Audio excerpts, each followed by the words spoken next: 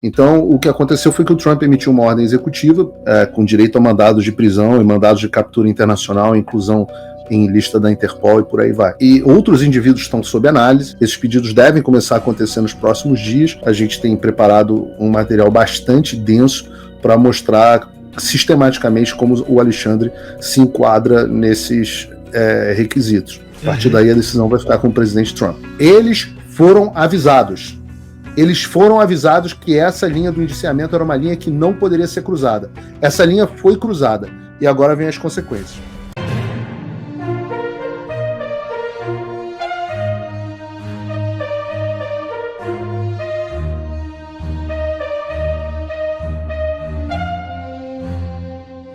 PGR denuncia Bolsonaro por tentativa de golpe. É isso mesmo. O Procurador-Geral da República, Paulo Gonet, denunciou Jair Bolsonaro nesta terça-feira por suposta tentativa de golpe de Estado. Além de Bolsonaro, o PGR acusou outras 33 pessoas em virtude do que seria uma tentativa de ruptura institucional. Dessa forma, o Supremo Tribunal Federal julgará a acusação feita pela PGR. Estima-se que haja um veredito em outubro desse ano. Outras investigações, como as relacionadas ao suposto desvio de joias e fraude aos cartões de vacina, devem ser tratadas separadamente. E a denúncia contra Bolsonaro deve ser muito mal vista pelo governo Trump. É isso mesmo. Um dos principais pensadores da direita norte-americana, Steve Bannon, manifestou preocupação com a possibilidade de o ex-presidente Jair Bolsonaro ser alvo de uma denúncia do Procurador-Geral da República, Paulo Gonet, no caso do suposto plano golpista. De acordo com informações da coluna Painel da Folha de São Paulo, Bannon demonstrou sua apreensão durante uma reunião recente com Marco Rubio, secretário de Estado dos Estados Unidos. Ele, por sua vez, acrescentou que uma denúncia da PGR seria muito mal vista pelo governo Trump. Diante disso, Rubio teria solicitado ao senador republicano Steve Dennis que levasse essa perspectiva à secretária-geral do Itamaraty, Maria Laura da Rocha, durante um encontro em Brasília na última sexta-feira. No entanto, segundo o Ministério das Relações Exteriores, o assunto não foi discutido na reunião. Nos últimos dias, aliados de Bolsonaro buscaram apoio junto a representantes de Trump para denunciar o que consideram uma perseguição ao ex-presidente. De acordo com a Folha, há uma grande expectativa por uma declaração formal do presidente norte-americano em defesa de Bolsonaro. Aqui nos Estados Unidos, Edu, você que acompanhou, eu te acompanhei aqui nessa semana passada, nessa visita aqui, e agora você está de volta aqui aos Estados Unidos, a gente teve em muitos lugares tentando explicar o que estava se passando, né? E é um espanto de todo mundo. Né? As pessoas, quando tentam entender o que está acontecendo no Brasil, elas ficam, não, mas espera aí, mas o Moraes, ele é juiz, mas quem que está conduzindo a investigação? Não é ele também. Não, mas e quem que diz que foi vítima de tentativa de assassinato? Foi ele também. Aí você fala assim, as pessoas, não, mas não é possível. É aquele clássico do Chaves, né? Ele vende os churros, depois ele corre para o outro lado, ele mesmo compra os churros, depois ele volta para o outro lado, ele barganha na venda dos churros. Hoje eu estava gravando com o meu pai, na verdade eu estava traduzindo para ele, né? O PBD, o Patrick Ben David podcast. Bad David. Bad David. Enfim, e é isso daí mesmo. A gente tem que voltar a falar, voltar a explicar como é que é, algumas vezes, até que o estrangeiro consiga entender o que está acontecendo, porque ele não acredita, ele pergunta, enfim, e é realmente complicado, porque isso aqui que está acontecendo no Brasil é de dar inveja ao Kim Jong-un. Né? Eu acho que lá na Coreia do Norte, até quando eles fazem lá algo favorável ao ditador, é menos escandaloso do que estava acontecendo, do que está acontecendo no Brasil. Agora eu vou fazer uma pergunta para você, Paulo. Duas perguntas, na verdade, vou aproveitar que você está nos Estados Unidos. Inclusive, eu estava vendo um vídeo seu, que depois eu quero entrar nesse assunto, que era da questão da suspeita dos ministros do STF se desfazendo dos patrimônios. Mas isso vamos deixar um pouquinho mais para frente, né? Desfazendo dos patrimônios nos Estados Unidos, mas esse aspecto vamos deixar um pouquinho para frente, porque eu queria perguntar o seguinte: como é que acontece de agora em diante? Você vai ser citado, você vai ter que ir ao Brasil prestar depoimento, a Polícia Federal vai aos Estados Unidos falar com você, tem auxílio do FBI. Como é que funciona agora o devido processo legal, ainda que teórico? Porque a gente sabe que na prática, no Brasil, já não é muito seguido, né? Bom, a primeira coisa que tem que acontecer agora é a citação criminal. Eu só sei das denúncias pela imprensa. Eu preciso ser formalmente citado de quais crimes eu sou acusado. Né? Lembrando que eu estou há mais de 2 anos sob medidas cautelares de cancelamento de passaporte, bloqueio de conta bancária, bloqueio de rede social, etc. Medidas cautelares sem nenhum tipo de comunicação. Não fui chamado nem para depor. Eles me denunciaram por esse crime de golpe de Estado, mas nunca sequer me ouviram. A fase que passaria agora a acontecer é a fase da citação criminal. Deixa eu abrir um parênteses aqui, pessoal, porque é o seguinte, você nunca foi sequer citado. Você nunca recebeu uma cartinha da justiça. Nunca. Mas como é que já funciona? Teve conta bloqueada, passaporte cancelado? Tive todas as medidas cautelares aplicadas, mas nunca tive acesso, né?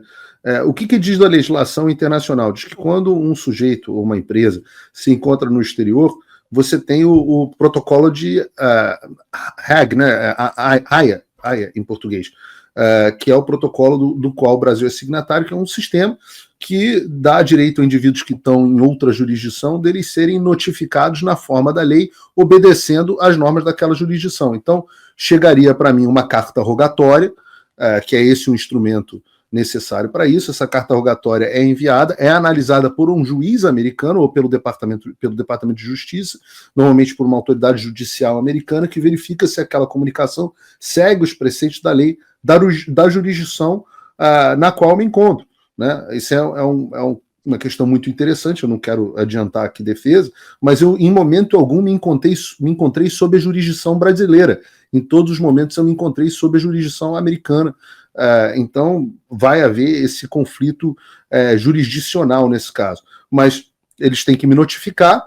É um processo que eles não gostam de fazer, porque quando é feita essa notificação, eu tenho que receber cópia integral do processo, a autoridade americana tem que receber cópia integral do processo, e a partir daí, uma vez que eu saiba formalmente que eu estou sendo acusado de um crime e o que consta exatamente nesse crime, eu apresento uma defesa, e aí eu vou apresentar as minhas testemunhas e por aí vai. Eu acho que vai ser um processo bastante demorado, o processo de citação criminal no meu caso. Embora eu esteja em local certo e sabido, eles vão ter que passar isso pelo Departamento de Justiça dos Estados Unidos, e a procuradora, no caso a Attorney General aqui, né, que nos Estados Unidos a Attorney General é ao mesmo tempo Procuradora-Geral da República, Ministro da Justiça e Advogada-Geral da União. A Pam Bondi, ela é muito criteriosa. Então, esse tipo de carta rogatória, quando passar pela mão da Pam Bondi e do time dela, vai ser analisado com bastante critério. Vale lembrar, Eduardo, que hoje, há 30 minutos atrás, um pouco antes de nós entrarmos na live, o Donald Trump demitiu todos os procuradores do Departamento de Justiça da era Biden. 100%, estão todos na rua.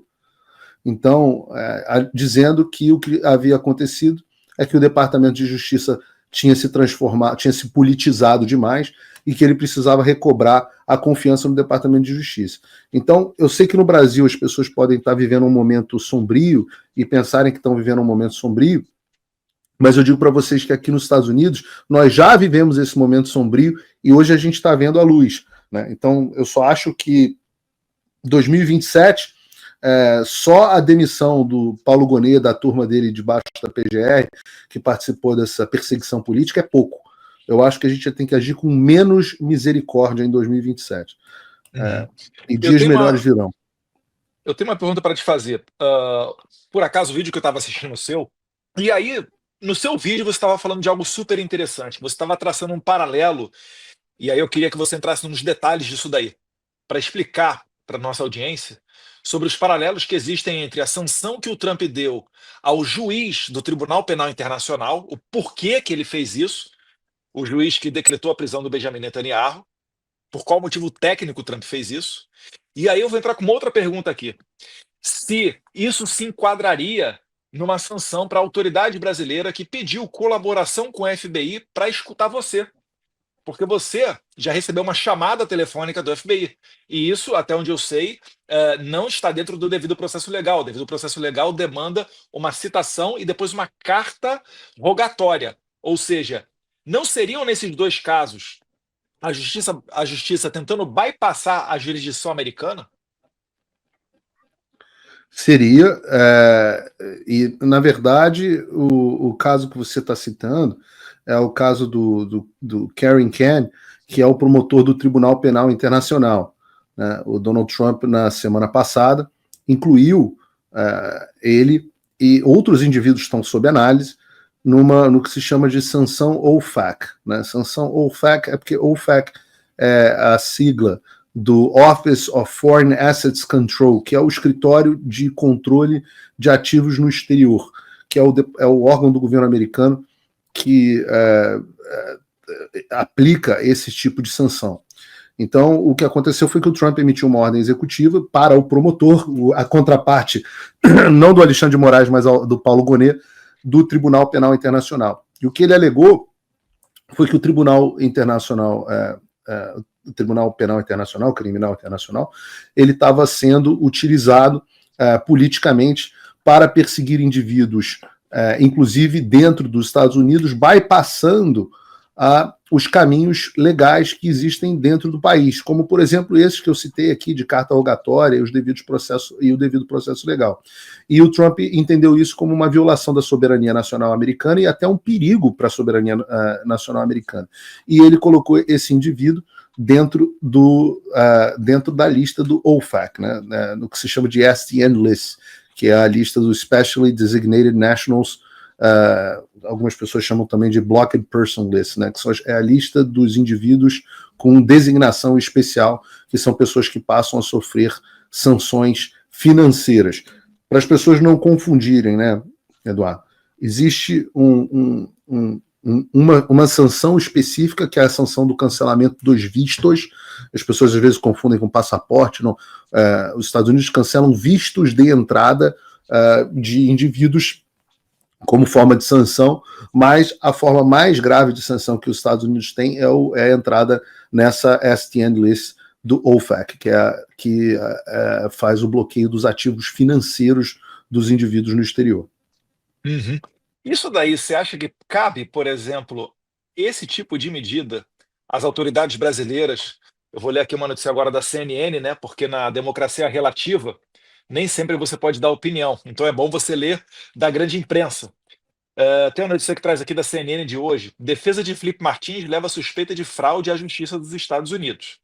Nos Estados Unidos, agora comandado por Trump, a defesa de Felipe Martins entrou com 2 ações na justiça para que seja apurada uma suspeita de fraude envolvendo seu nome no sistema de entrada e saída de estrangeiros no país. Se ficar comprovada aqui a cooperação de autoridades brasileiras numa inserção falsa do Felipe Martins nos sistemas migratórios do CBP, isso pode ser caso para a sanção OFAC que você está falando aí? Aí entra numa categoria pior, porque no caso disso você tem um crime contra a segurança nacional americana, inclusive. E aí você está falando de, em vez de meras sanções, né, você está falando de um processo penal nos Estados Unidos, com direito a mandados de prisão e mandados de captura internacional, inclusão em lista da Interpol e por aí vai. É um caso mais grave do que o caso especificamente do OFAC. A lista do OFAC, normalmente, ela é reservada para indivíduos que violem direitos humanos ou representem alguma ameaça à democracia americana. No caso, o entendimento que eu tenho apresentado nas reuniões que eu tenho tido, e eu sei que você sempre é muito cuidadoso, Eduardo, de não participar e não pedir sanções especificamente a agentes públicos brasileiros pela tua posição como deputado, mas eu pessoalmente tenho defendido nas minhas reuniões a tese de que o Alexandre já cumpre todos os critérios para fazer parte da lista de sanção da OFAC. Então, esses pedidos devem começar a acontecer nos próximos dias, e a partir daí é uma decisão do Conselheiro de Segurança Nacional do presidente incluir ou não um indivíduo nas sanções OFAC. E é interessante que basta a vontade do presidente ou do Conselheiro de Segurança Nacional, né, no caso o conselheiro Mike Waltz. Basta a vontade dele para a inclusão na lista das sanções OFAC, desde que, obviamente, você atenda aos critérios legais. A gente tem preparado um material bastante denso para mostrar sistematicamente como o Alexandre se enquadra nesses requisitos. A partir daí a decisão vai ficar com o presidente Trump. E aí eu vou colocar mais uma pitadinha em cima disso daí, que é o seguinte,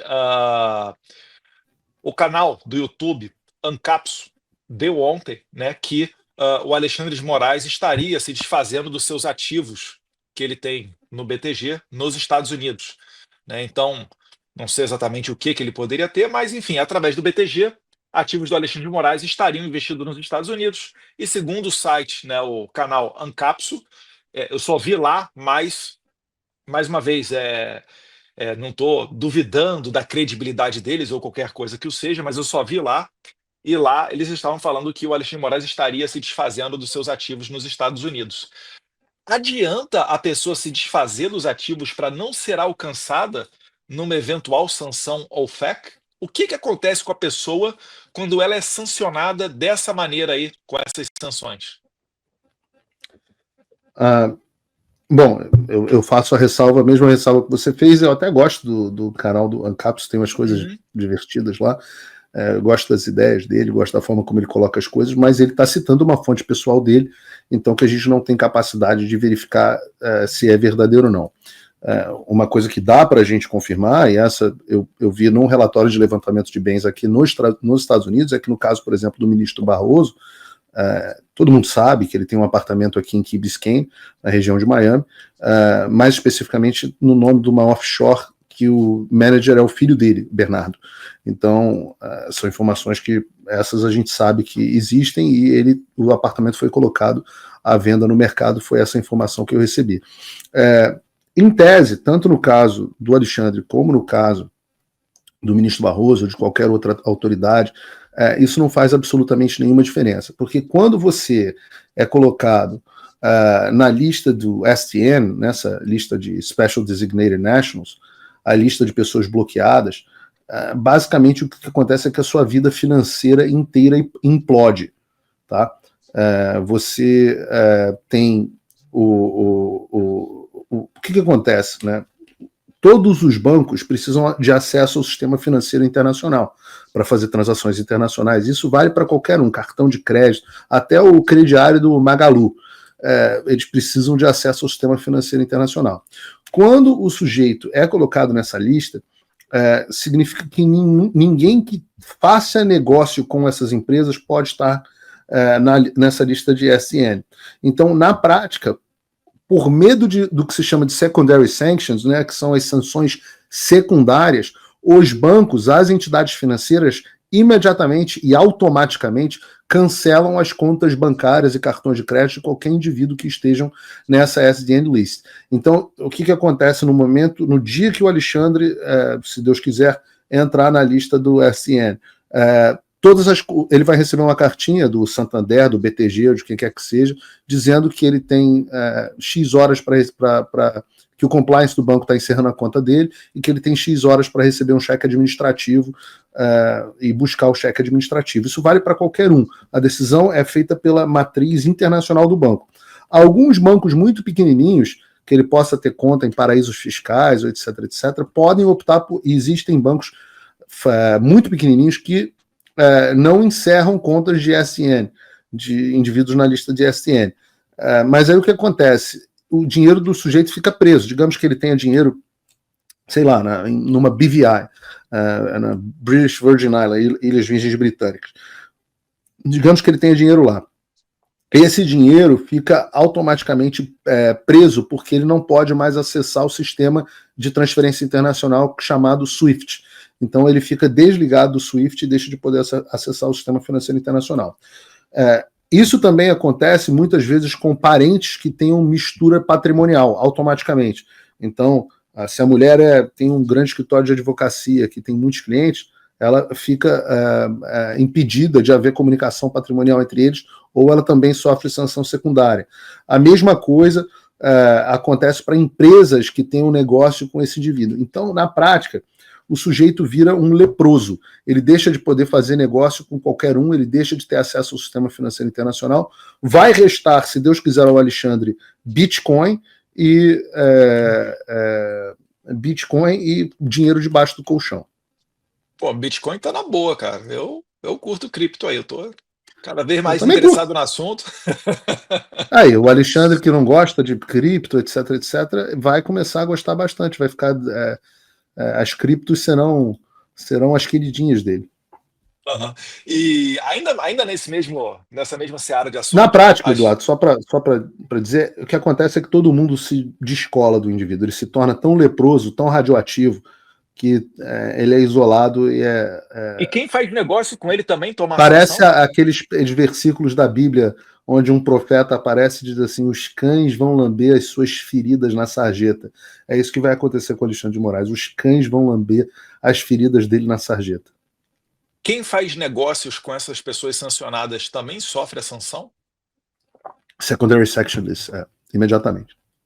Então, se tiver negócios em família, tiver negócios, enfim, aí Imediatamente todo mundo sancionado. derruba. E aí eu vou falar o Não seguinte: adianta. Olha só, a pior coisa que pode acontecer com o indivíduo é melhor você ser enviado para Papuda.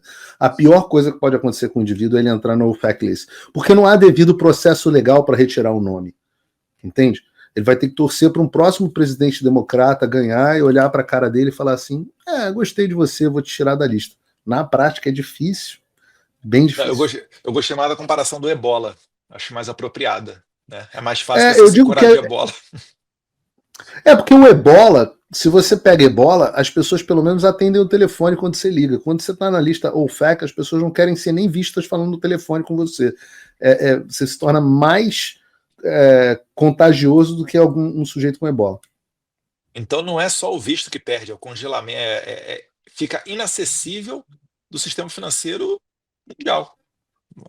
Isso. Pesado. Digamos assim, que quando a gente está falando em etapas de sanções, o cancelamento dos vistos seria uma primeira etapa e as sanções OFAC são a segunda etapa, mas as sanções OFAC são mais bomba atômica, enquanto o visto é um tiro de 12.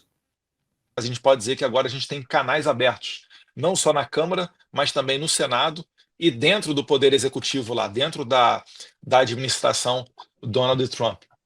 E a gente realmente espera que com o preenchimento desses outros cargos, a gente vai ter ainda uma força-tarefa ainda maior. Porque, por exemplo, né, quando a gente saiu do State Department, a gente estava falando muito de USAID, né, NED, Atlantic Council, e ainda não se sabe a dimensão do estrago que foi feito com o dinheiro do contribuinte norte-americano na destinação desse tipo de recursos para militância progressista, para militância esquerdista. Né? Tem Ópera Trans na Colômbia, tem, enfim, vários outros casos, tem no Peru, tem na Sérvia, e também a gente espera que vá ter no Brasil. E uma das coisas, eu não vou falar qual foi a autoridade que falou, mas que eu ouvi nessas reuniões que a gente fez semana passada, é que se houver $1 do dinheiro do pagador de impostos norte-americano vindo para algum tribunal, alguma ONG, alguma autoridade do Brasil, vai ser feito, né, uma devassa para cima dessa pessoa para saber exatamente como é que foi gasto esse dinheiro. Né? Aí confere aí, ou eu estou falando alguma mentira aí, Paulo? Essa questão toda de Não. USAID. Não, isso é uma coisa que as pessoas talvez ainda não tenham, uma caixa preta que as pessoas não tenham entendido, né? Mas, na verdade, quando nós começamos a ver que as similaridades entre a política brasileira e a política americana eram muito grandes, todo mundo começou a levantar uma suspeita, falou assim, pô, mas por que, caramba, Trump ganha nos Estados Unidos, Bolsonaro ganha no Brasil? Aí você tem, poxa, uma resposta do sistema de censura nos Estados Unidos e uma censura no Brasil. Aí você começa a ter a história de discurso de ódio, ameaça à democracia nos Estados Unidos e no Brasil. Aí você tem uma eleição duvidosa que acaba com uma censura de um monte de gente, o próprio perfil do Trump foi censurado, e conseguem tirar o Trump da presidência com uma eleição duvidosa. Aí as pessoas vão lá e entram na justiça para tentar explicar aquelas inconsistências eleitorais, a justiça finge que não houve. Aí no Brasil, 2 anos depois, de novo, censura das pessoas, eu fui uma grande vítima disso, você tem uma eleição absolutamente duvidosa, e aí você tem pessoas que um tribunal que não escuta as reclamações das pessoas a respeito do seu processo eleitoral. Aí você tem a imprensa de um lado agindo de um jeito, a imprensa do outro agindo igual. Aí você tem o 6 de janeiro nos Estados Unidos e um 8 de janeiro no Brasil, quase idêntico nos seus aspectos, de pessoas infiltradas que nunca foram condenadas inexplicavelmente, forças de segurança pública que não agiram da forma como deveriam agir, evidências, fitas, né, gravações que foram apagadas, como as do Flávio Dino, coisas muito parecidas aconteceram aqui nos Estados Unidos. E você vai olhando e vai olhando todas as similaridades. Eu poderia continuar aqui por tempos e tempos falando das similaridades. Você vai olhando e falando, pô, mas como pode ser tão igual? Né? E aí a gente vai descobrindo que não é só no Brasil. Eu passei essa semana, depois daquela reunião que a gente fez aqui na sexta-feira, eu passei essa semana estudando a política albanesa. Onde a gente vai... Leste europeu, né? Leste europeu. Você fala assim, porra, mas Paulo Figueiredo, por que a Albânia? Né? Se você for analisar, a política albanesa também tem um candidato de direita, né? Tem um candidato da esquerda do Jorge Soros. A Albânia é um dos países onde o Jorge Soros mais enfia dinheiro, como no Brasil, e você tem um outro candidato, que é um candidato apoiado pelo Trump, que está nesse momento também sofrendo perseguição política através de tribunal, inelegível, preso e por aí vai. Aí você olha e fala assim, mas porra, como é que pode ser tão similar? E aí você vai vendo que é tão similar porque a estratégia que foi utilizada no Brasil, que foi utilizada na Albânia, que foi utilizada em outros países, é a mesma estratégia que foi utilizada dentro dos Estados Unidos. O mesmo grupo que conseguiu se livrar do Donald Trump utilizando instrumentos dessa perseguição jurídica, né? Trump quase ficou inelegível, Bolsonaro está inelegível, Trump quase foi preso, Bolsonaro está aí com a ameaça de 38 anos de prisão. Essa estratégia, ela foi não só bolada dentro dos Estados Unidos, a estratégia de transformar a direita em ameaça à democracia e o discurso de direita como discurso de ódio e a informação passada pelos jornalistas de esquerda, de direita, como desinformação, tudo isso não só foi parido dentro dos Estados Unidos do ponto de vista ideológico, como foi financiado pela administração Biden no mundo inteiro, através de instrumentos como a USAID, os seus programas, como seus programas o do National Endowment for Democracy é um deles, o NED, mas você tem o CEPS também, o centro dele de promoção de sistemas eleitorais, as reformas do judiciário, e claro, também o apoio de bilionários como Jorge Soros e por aí vai. Tudo isso nasceu dentro dos Estados Unidos, de forma que eu afirmo de forma categórica, seguindo aqui o que disse o Mike Benz, o ex-funcionário do Departamento de Estado, que você repostou e o seu pai repostaram outro dia, alguém que eu já acompanho há bastante tempo e que nós tivemos aí o privilégio de conversar pessoalmente, longamente com ele. Eu diria de forma categórica. Se não fosse a interferência americana, Jair Bolsonaro ainda seria o presidente do Brasil. O que aconteceu no Brasil em 2022 e o que aconteceu nos Estados Unidos em 2020 não foi orgânico, não foi parte da democracia. Agora, eu estou falando essa coisa toda para também tem que dar um lado positivo para as pessoas. Todo mundo olhava e falava, quem é o chefe do Alexandre?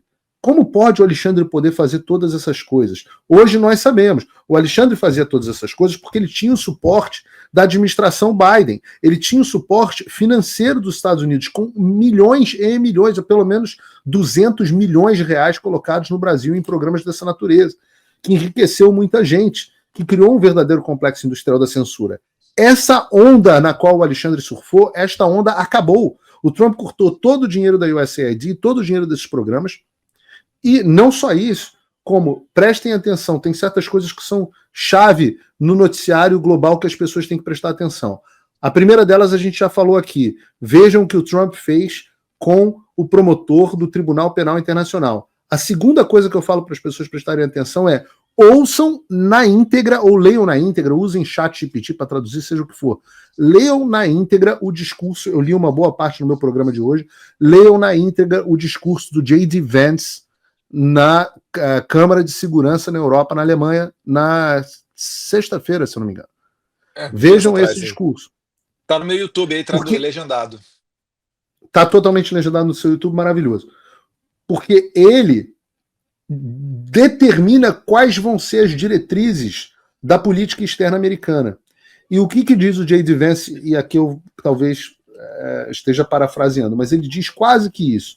Ele diz assim, com o mesmo desespero que a administração Biden trabalhou para censurar os discursos de oposição em vários países, a administração Trump vai trabalhar com o mesmo desespero para garantir a liberdade de expressão nesse país. Então, tudo aquilo que o Biden teve como, que o Alexandre teve como ajuda, agora ele tem como adversário. E eu adianto às pessoas que estão em casa que nós veremos um pouco disso acontecendo nos próximos dias. Não pensem que não vai ter volta para esses abusos que estão acontecendo. E volto a dizer, o Estadão não, a Folha de São Paulo acabou dando uma notícia que a gente não queria que estivesse se tornando pública, mas uma vez que se tornou, eu vou comentar. Eles foram avisados. Eles foram avisados que essa linha do indiciamento era uma linha que não poderia ser cruzada. Essa linha foi cruzada e agora vem as consequências. Bom, pessoal, esse foi mais um vídeo. Eu espero que vocês tenham gostado. Se vocês gostaram, deixa o like aqui para fortalecer nosso canal. Logo eu volto trazendo mais informações da política para vocês. Um forte abraço, fiquem todos com Deus e até a próxima.